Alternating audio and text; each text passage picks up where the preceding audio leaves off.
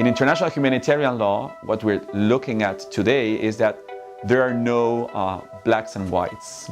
Most of the situations we're facing now are in a different scale of gray color, and that's challenging.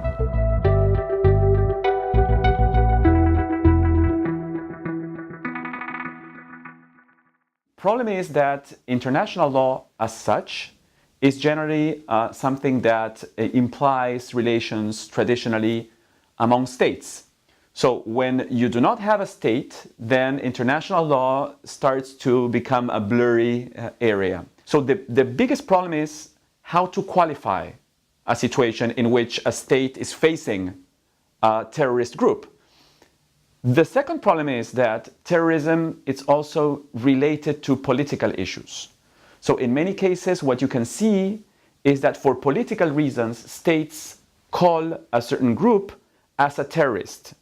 And this is because there's no global universal definition in law of what a terrorist is. It is true that if you consider terrorist groups as such, of course the actions they do and they perform, they go against what we consider traditionally to be international legal rules. But there's a paradox here. In some cases, terrorist groups, they want to get to power.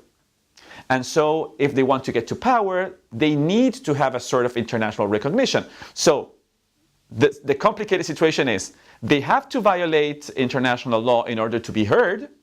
That's what they claim to do.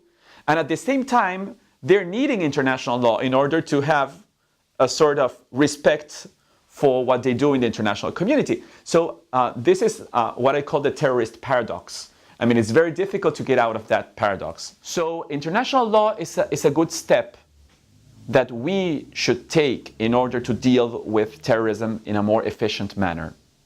But this should also be accompanied by political decisions, and sometimes states claim to have the political decision of fighting terrorism, but on the other side, they do not want to be constrained and restricted in the ways they can act.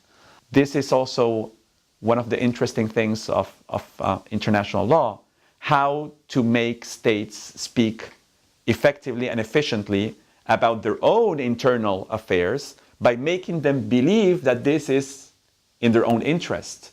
To discuss this with other states implies, when we are facing a transnational phenomenon such as terrorism, the possibility of moving forward.